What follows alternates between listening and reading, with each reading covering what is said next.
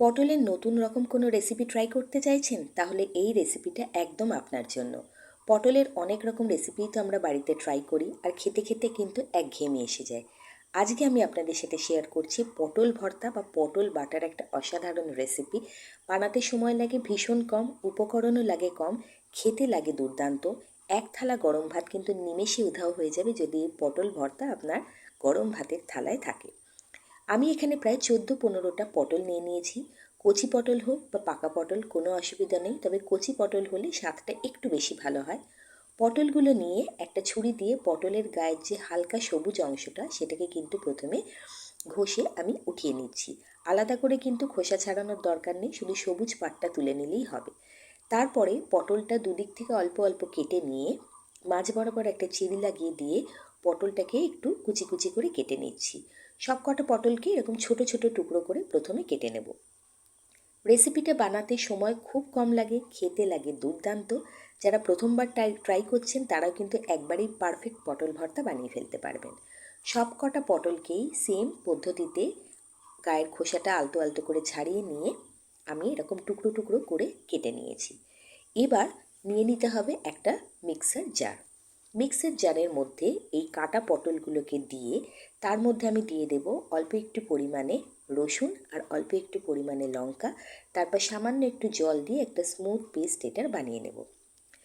পটল অনেকভাবেই তো আমরা ট্রাই করি। একটা সময় কিন্তু পটল খেতে আর ভালো লাগে না, সেটা আলু পটলের তরকারিই বলুন, পটলের কষা বলুন, পটলের কোরমাই বলুন, একটু ঘুরিয়ে ফিরিয়ে খেলে কিন্তু ভালো লাগে।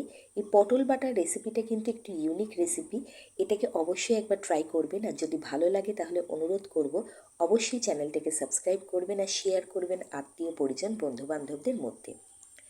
প্রথমে কয়েক টুকরো রসুন দিয়ে দিলাম, তার মধ্যে দুটো লঙ্কা আর অল্প একটু পরিমাণে জল দিয়েছি। জলটা বেশি দেবেন না, অল্প একটু দিলেই কিন্তু পটলটা খুব সুন্দর মতো বাটা হয়ে যাবে। দেখুন খুব সুন্দর সবুজ রঙের একটা স্মুথ পটল বাটা কিন্তু আমি বানিয়ে নিয়েছি।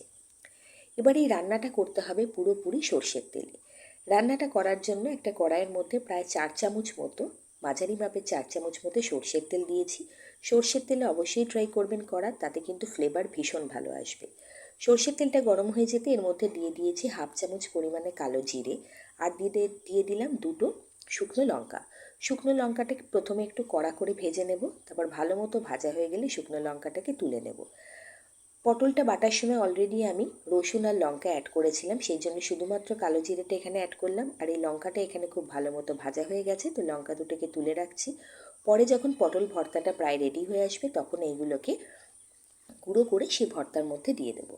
এবার একটুখানি কেটে রাখা পেঁয়াজ কুচি তেলের মধ্যে দিয়ে দিলাম। ছোট্ট একটা পেঁয়াজ কুচি আমি এখানে দিয়েছি, কুচো করে একটা পেঁয়াজকে দিয়ে পেঁয়াজটাকে বেশ একটু লালচে লালচে করে ভেজে নেব। তারপরেই কিন্তু পটল বাটাটা অ্যাড করব।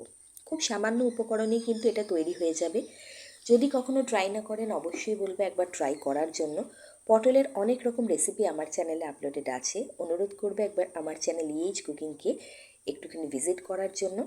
অনেক রকমের রেসিপি, সেটা সবজির রেসিপি হোক বা কুইক মেড ব্রেকফাস্ট বা ডিনার রেসিপিস হোক, সব কিছু চ্যানেলে আপলোডেড আছে, চাইলে আপনারা চ্যানেল ভিজিট করতে পারেন।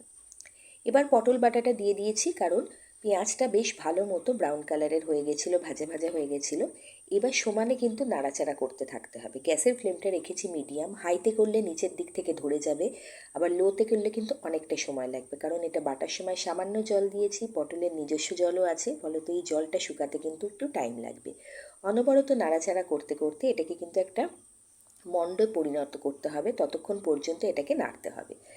প্রায় 3 থেকে 4 মিনিট নাড়াচাড়া করার পর জলটা শুকিয়ে এসছে, একটু মাখো মাখো হয়ে গেছে। এবার এর মধ্যে আমি দিলাম সামান্য একটু হলুদ বাটা বা হলুদ গুঁড়ো, স্বাদ অনুযায়ী নুন, আর দিয়ে দিচ্ছি অল্প একটু চিনি। চিনি আমি বলবো অতি অবশ্যই দেবেন, তাতে করে স্বাদটা ভীষণ ভালোভাবে ব্যালেন্স হবে।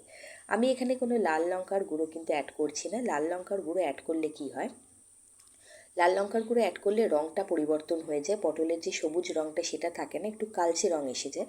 আর যেহেতু আমি এখানে পরে শুকনো লঙ্কা ব্যবহার করব, সেই জন্য আমি আলাদা করে লাল লঙ্কার গুঁড়ো দিইনি, আপনারা চাইলে দিতে পারেন।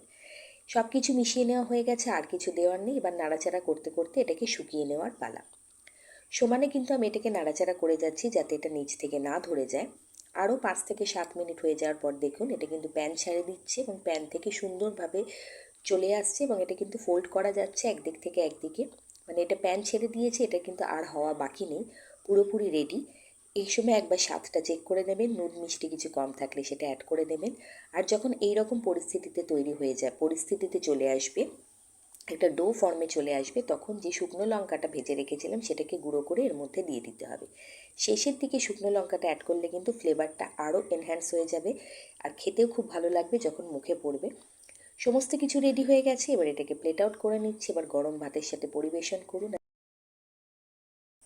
তাহলে কেমন লাগলো পটল ভর্তা বা পটল বাটার রেসিপি? একটা ইউনিক রেসিপি এবং একটা ট্র্যাডিশনাল রেসিপি বেঙ্গলের। খুব সহজ পদ্ধতিতে খুব কম সময়ে তৈরি করে ফেলতে পারবেন, খুব কম উপকরণ দিয়ে। যদি সম্পূর্ণ নিরামিষভাবে এটা বানাতে চান তাহলে বলবো রসুন আর পেঁয়াজটাকে অ্যাভয়েড করে দেবেন, বাকি সব প্রসেস সেম থাকবে। রসুন পেঁয়াজ ছাড়াও কিন্তু এটা খেতে খুব ভালো লাগবে।